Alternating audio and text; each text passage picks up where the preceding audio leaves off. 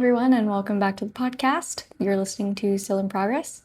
My name is Cindy. I am a fifth year MD PhD student, soon to be sixth year, if you can believe that. And mostly I run a YouTube channel where I talk a little bit about the med school admissions process and kind of give you guys a rundown of what it's like being an MD PhD student and doing such a long degree. And here on this podcast, we kind of cover similar things, but it's kind of just a more casual space, and I go into tangents and it's not as structured as my main YouTube videos. So today we're going to be talking a little bit about the peer review process in science, because I am finally making my way out of, I guess, kind of a long stint of being stuck in peer review purgatory. Basically, I have this kind of weird workflow in my PhD where I tend to work on several projects in parallel, and so these papers get submitted kind of in parallel. And I realize I probably should be, focusing on one thing, submitting the thing, focusing on the next thing, submitting the thing. But I don't know, this is just how it's worked out for me so far. And so what I found myself in was I had 3 papers in peer review at the same time, and all 3 journals hit me back with a peer review pretty much at the same time. And now I'm on second round, third round peer reviews. And so, yeah. That's why I'm calling it a purgatory, because I feel like I'm just going back and forth with the reviewers. I feel like it's really interesting when I talk to people who are not in academia or maybe are a little bit younger than me and are not in the PhD phase. They don't really know how publishing in a scientific journal really works. And so I just thought this would be a quite interesting topic to talk about. Also because we're now in an age where AI kind of plays a role in all of this. And so let's start off this episode by discussing a little bit about how scientific publishing works, why we even go through peer review, and what that process is kind of like as a student or as a person kind of trying to get their journal articles out there. And apologies if you already know all of this. Sometimes I do have younger viewers watching my videos or people who are newer to science and doing research. So I want to make sure everyone's just kind of on the same page. If you don't know how scientific publishing works, typically what you do, you're a student, you've done all this research, and now that you're done with your project, you want to publish your results. And so as a student, you typically have a mentor. So that's your professor, your PI, which stands for principal investigator. And so you work together to figure out which scientific journal you want to submit to. So at the top of kind of the hierarchy and prestige of scientific journal, you've got the Nature, the Science, Cell, New England Journal of Medicine, Lancet, but it kind of depends on what exactly you're publishing. If you're publishing a computer science paper, it may not necessarily belong, for example, in New England Journal of Medicine. That's considered a little more clinical. And so typically what your research advisor would tell you to do is you start at, one of the more prestigious ones, if not the most prestigious one, shoot for the moon. And then slowly work your way down. Because if your paper is not exactly what those top journals are looking for, then they will just desk reject you, meaning they won't even give you a peer review. They'll just say, we're not really interested in your paper. You can try submitting somewhere else. And so you kind of go down the list of journals that you and your advisor or you and your research mentor have decided that you're going to try to submit to.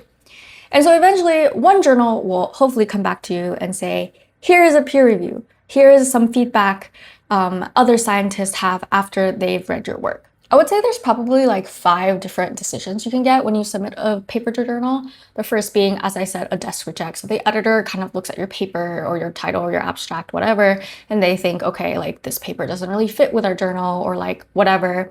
And then they just give your paper back to you and they say, well, better luck next time, submit somewhere else. So that's a desk reject.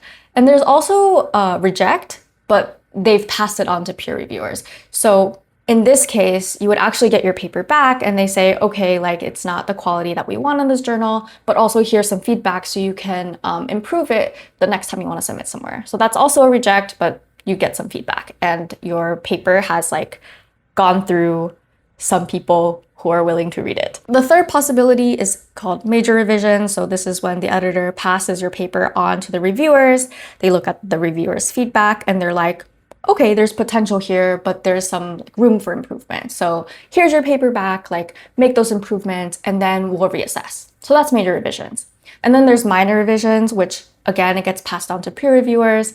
They have some comments, but the revisions that they require is a little less or smaller than the major revisions. And then finally, there's just a straight up accept, which I think it's very, very rare to like submit a paper somewhere, and then just have the people be like, no changes necessary, we accept this. I think that's very, very rare. And so that's the peer review process. And so throughout the past couple months where I've been pretty actively engaged in this process as a paper writer and a student researcher, I've honestly had pretty positive experiences because at the end of the day, I think most of the reviewers who are reading the paper are other scientists and other researchers.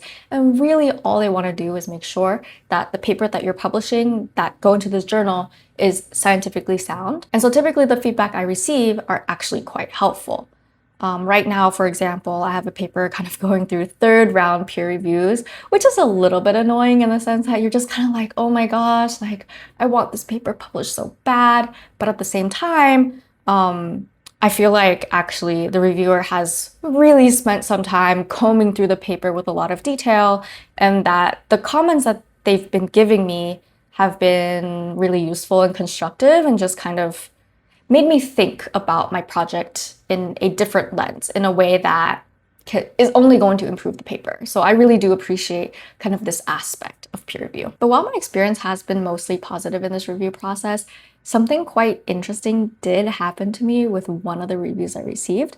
And it's just that it appeared super, super AI generated. And the reason I say that it's AI, it's just because of the formatting, the way things are written.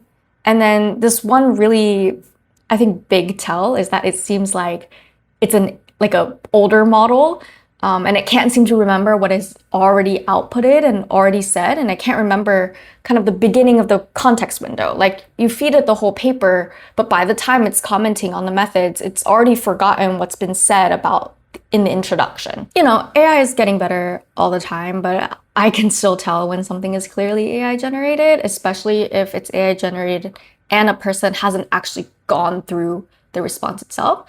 Now, I don't know if this is like something that happened because the journal couldn't find anyone to review it for me, and so therefore it's kind of just like a de facto AI reviewer.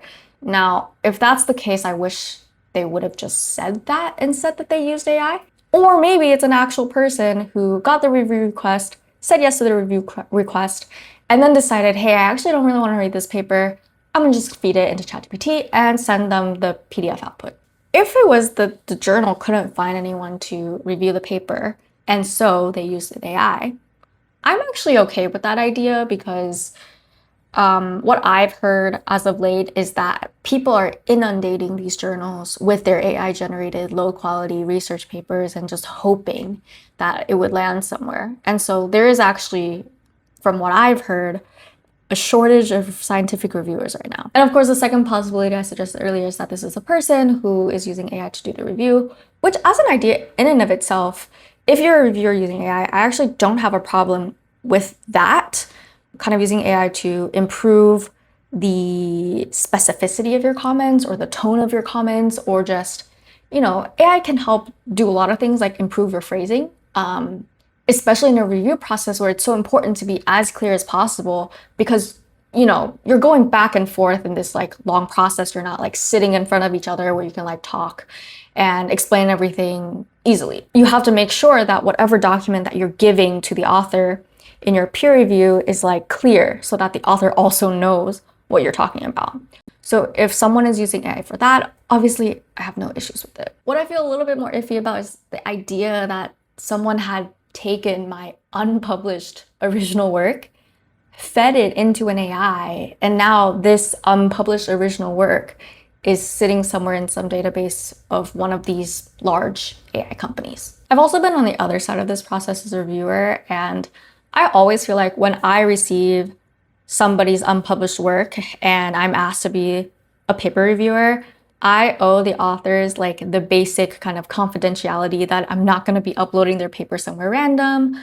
Like, for example, if I've been asked to peer review something, I am not going to go ahead and upload the PDF of their unpublished paper somewhere on the internet. It's a similar idea to me that I am also not going to upload it somewhere like ChatGPT. The only instances where I've used AI as a reviewer is if I wrote like a little paragraph of a feedback of something that I think the author should improve on.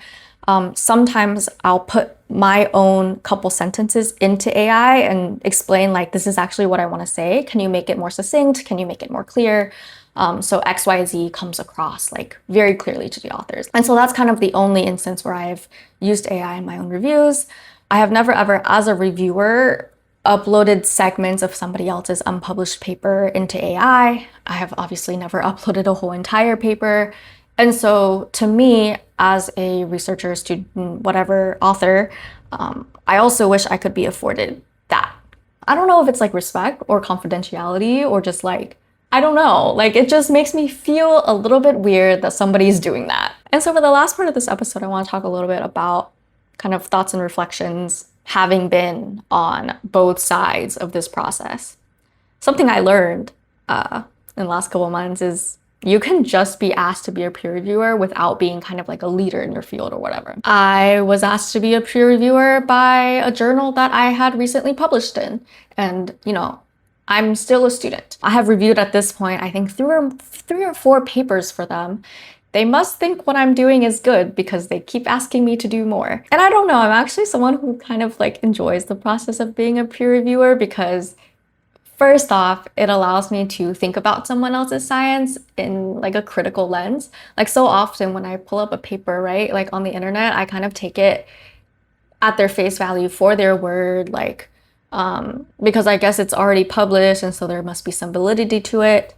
I know that's not always true, like we should always be critical about the things that we read, but kind of as a peer reviewer, you have the power and the opportunity to be critical about it and potentially shape the direction of this paper and improve the quality of that paper. Like as kind of like a relatively newcomer to the research space, it's been kind of fun being given the opportunity to give constructive feedback to other scientists. And of course, like it's a good thing to, I guess, kind of quote unquote give back to the scientific community by peer reviewing. And so having received a bunch of peer reviews myself, I'm kind of like, okay, like I gotta do my part and be part of, I guess, the scientific life cycle or something, ecosystem, let's say. I had a mentor who gave me the advice of like, for every paper you submit, you should be reviewing 2 more papers. Something like that. I think it's a good rule of thumb because you're not gonna always have time to respond to every single review request. But if no one agrees to do any peer reviews, then maybe all the reviews we will end up getting from now on are going to be AI reviews, and I don't really like the idea of that. And also, if you guys don't know, peer reviewers are not getting paid for their time in submitting the feedback or giving the feedback or reading the paper or like whatever. The way I've kind of described this like scientific publishing process to people outside of academia and outside the scientific community is that it is all a little bit of a scam. Like think about it, right? The authors of the articles don't get paid, and in fact, if you publish a scientific paper and you publish in like, for example, an open access journal, a lot of these journals actually charge publishing fees. So it can be anywhere from like, you know, $1,000 to like, for example, $7,000 to publish an article in a journal. The peer reviewers don't get paid. The journal articles themselves are also not free a lot of the times. And in order to get access to read these papers, you actually have to either pay for it yourself if you're not part of an academic institution, or typically what happens is that the university that you go to will pay the journals for access for their students to read the paper. And so that's why I kind of describe it as a scam, because if the authors are not getting paid to do the science and the peer reviewers are also not getting paid to peer review, and the university is like the readers are paying to read the articles, you know?